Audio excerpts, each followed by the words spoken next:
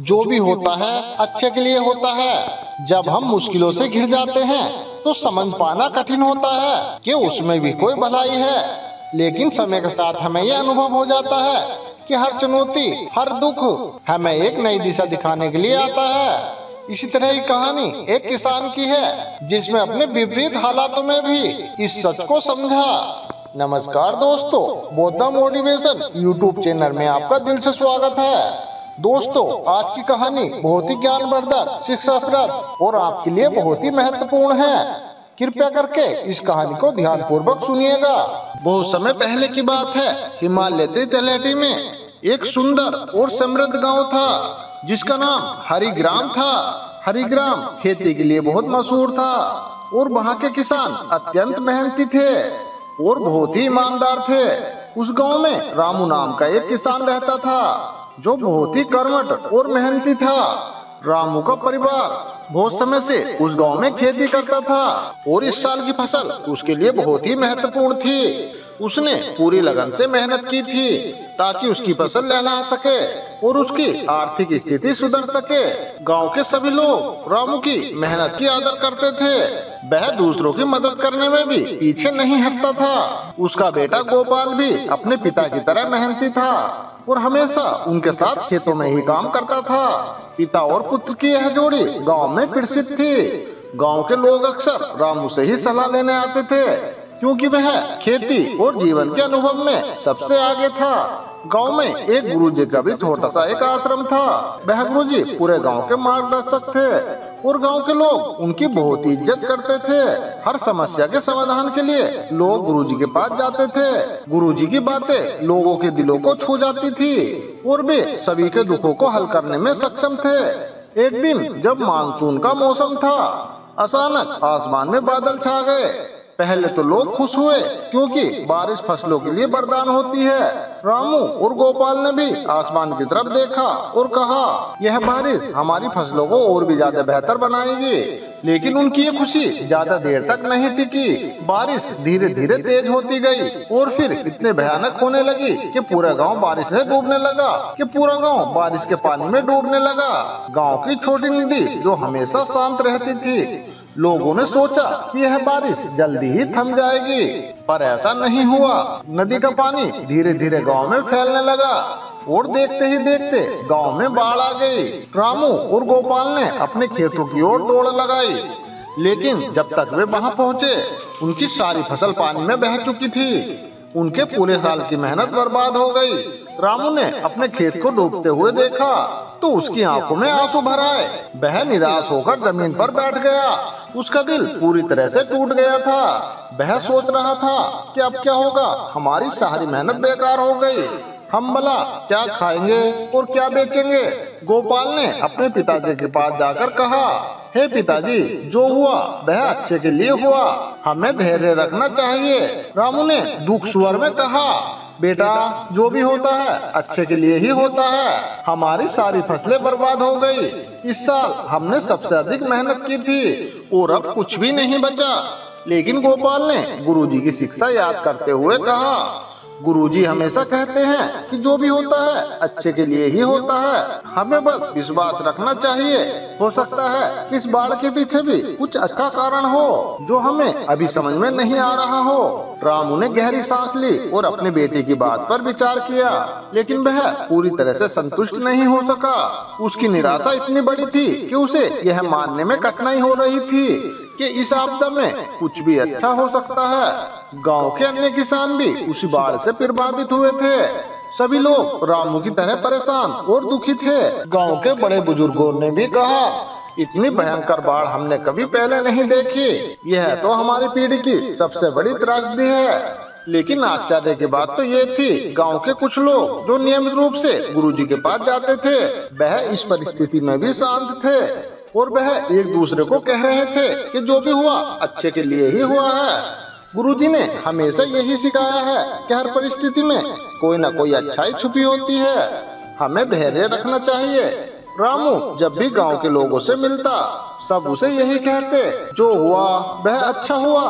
हमें इसका कोई न कोई फायदा जरूर मिलेगा।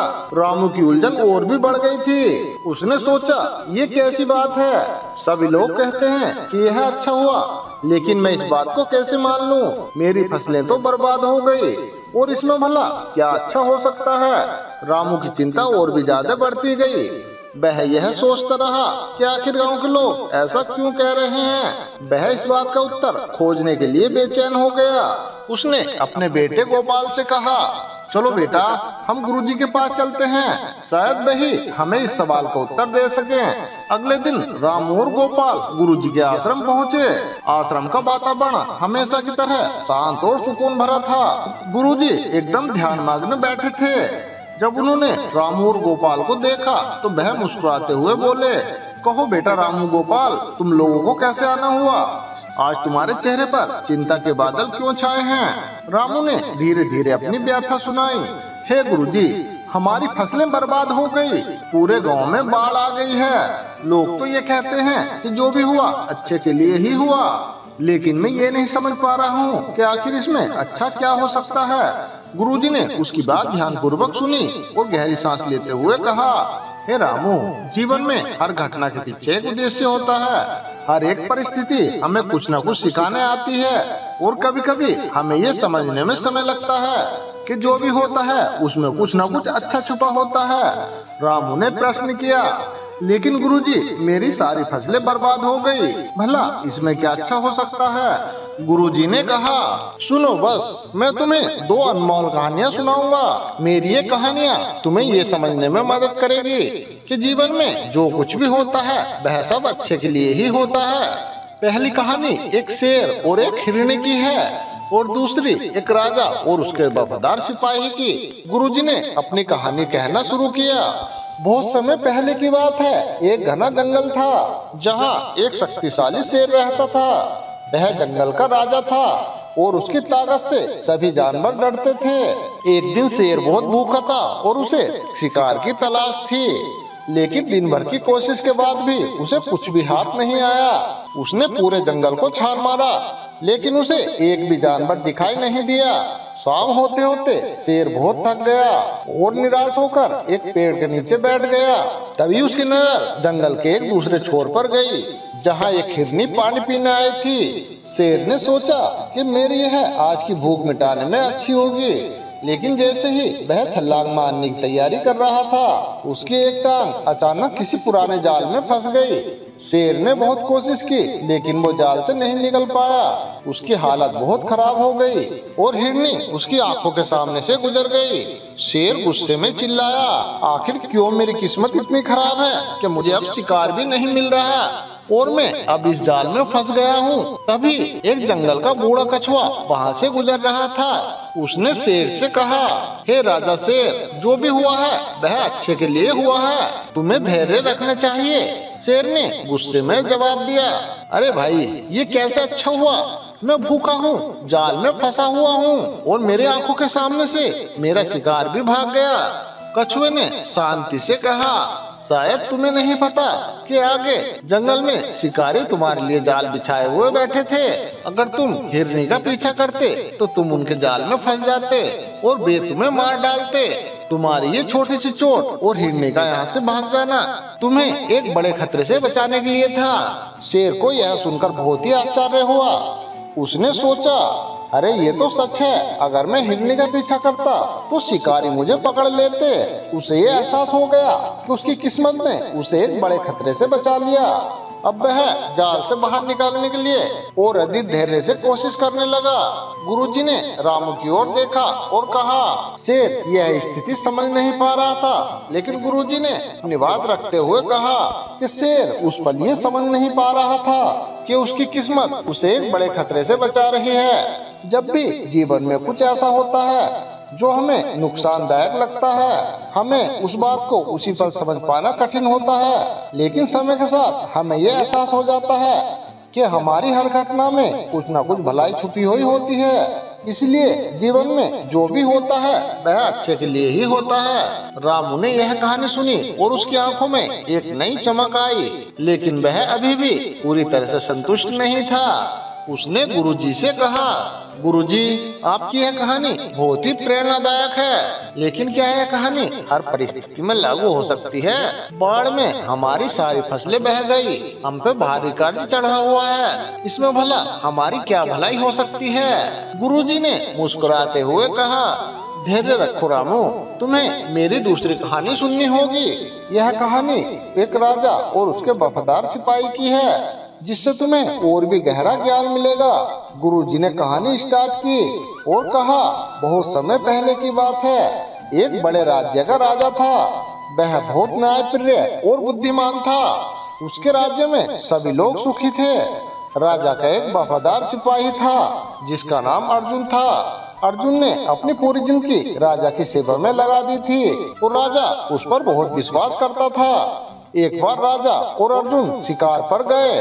जंगल में राजा ने एक सुंदर हिरण देखा और उसका पीछा करते हुए बहुत दूर निकल गए। अर्जुन हमेशा राजा के साथ रहता था, लेकिन इस बार राजा इतना मग्न हो गया कि वह अर्जुन से बिछड़ गया।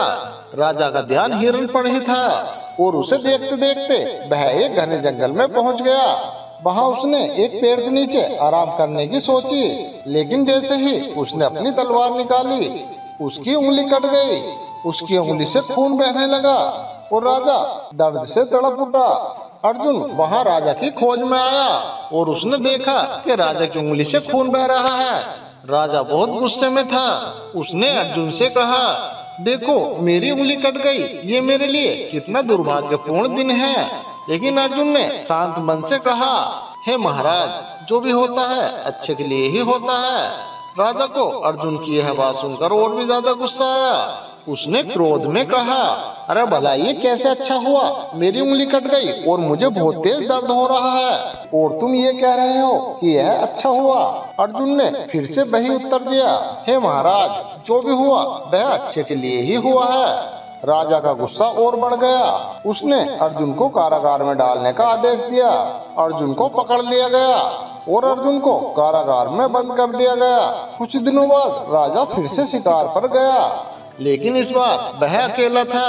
जंगल में भटकते हुए उसने कुछ आदिवासियों का सामना किया जो अपने देवता के लिए बलि चढ़ा रहे थे। उन्होंने राजा को पकड़ लिया और बलि के लिए तैयार कर दिया। लेकिन जैसे ही उन्होंने देखा कि राजा की उंगली कटी हुई है, उन्होंने कहा कि ये आदमी को अपूर्ण है, हमें अपने देवता के लिए पूर्ण बलि चाहिए, इसे छोड़ दो, ये हमारे किसी काम का नहीं है। राजा की जान बच गई और वह तुरंत ही अपने महल वापस लौट आया। जब वह महल पहुंचा तो उसे अर्जुन की याद आई। उसने अर्जुन को तुरंत ही कारागार से बुलवाया और उससे माफी मांगी। राजा ने अर्जुन से कहा, तुम बिल्कुल सही थे, मेरी उंगली का कटना मेरी जान बचाने का कारण बना।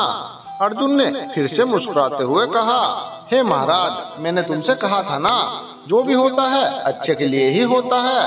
राजा ने फिर पूछा, लेकिन अर्जुन, मैंने तो तुम्हें बिना गलती के ही जेल में डाल दिया था, भला तुम्हारे लिए ये कैसे अच्छा हो सकता है? अर्जुन ने उत्तर दिया, हे महाराज, अगर मैं उस दिन आपके साथ होता तो आदिवासी मुझे बलि के लिए पकड़ लेते, क्योंकि मैं पूर्ण था, इसीलिए मेरा जेल में होने से मेरी जान बच गई। राजा ने यह सुनकर अर्जुन को गले लगाया और समझा कि जीवन की हर गहराई के पीछे एक अच्छाई होती है। हमें बस समय और धैर्य से काम लेना चाहिए। गुरुजी ने अपनी कहानी समाप्त और रामू की ओर देखा। रामू की आंखों में अब समझ की झलक थी। रामू कहने लगा, हे गुरुजी, अब मैं समझ गया हूँ। बाढ़ में हमारी फसलों का बह जाना शायद हमें किसी बड़े खतरे से बचाने के लिए हुआ हो, या फिर इस घटना के पीछे कोई और भलाई छुपी हो। हमें पूरी तरह से धैर्य रखना होगा और हमें समय के साथ ही ये समझ आएगा। गुरुजी ने मुस्कुराते हुए कहा, जी हाँ, बिल्कुल रामू बेटा, जीवन में धैर्य और विश्वास बहुत ज्यादा जरूरी है। हमारे जीवन में जो भी होता है उसमें कहीं न कहीं एक अच्छाई छुपी होती है, बस हमें उस अच्छाई को ढूंढने के लिए समय देना होता है। ये कहानी तुम्हारे लिए जीवन की एक नई शुरुआत हो सकती है। रामू ने सर झुकाकर गुरुजी का धन्यवाद किया और अपने बेटे गोपाल को लेकर गांव की ओर लौट आया। वह अब निराश नहीं था, बल्कि एक आत्मज्ञान से भरा हुआ था। उसने अपने बेटे से कहा, बेटा, हमारे साथ जो भी हुआ वह अच्छे के लिए ही हुआ है। अब हमें जीवन की नई शुरुआत करनी है और मुझे पूरा विश्वास है कि इससे हमारे जीवन में कुछ बेहतर जरूर आएगा। अब धीरे धीरे कुछ समय बीत गया और सरकार ने बाढ़ से पीड़ितों के लिए एक योजना चलाई। किसानों को मुआवजा मिला और नई फसल के लिए मदद दी गई। रामू ने भी अपने खेतों में फिर से काम करना शुरू कर दिया और इस बार उसकी मेहनत और भी ज्यादा सफल रही। अब उसकी फसल पहले से भी बेहतर हो गई और इसके जीवन में समृद्धि लौट आई। अब रामू हर दिन गुरुजी की बातों को याद करता और हर परिस्थिति में धैर्य और विश्वास बनाए रखता। गांव के बाकी लोग भी उसकी कहानी से प्रेरित हुए और गांव में सभी को ये समझ में आ गया कि जो भी होता है अच्छे के लिए ही होता है। तो दोस्तों, आपने इस कहानी से क्या सीखा हमें कमेंट में जरूर बताएं और साथ ही कमेंट बॉक्स में बौद्धायन में अवश्य लिखें। हमारे चैनल को सब्सक्राइब जरूर कर लें। तो मिलते हैं दोस्तों इसी तरह की एक और नई वीडियो के साथ। तब तक आप अपना ध्यान रखिए और हमेशा खुश रहिए।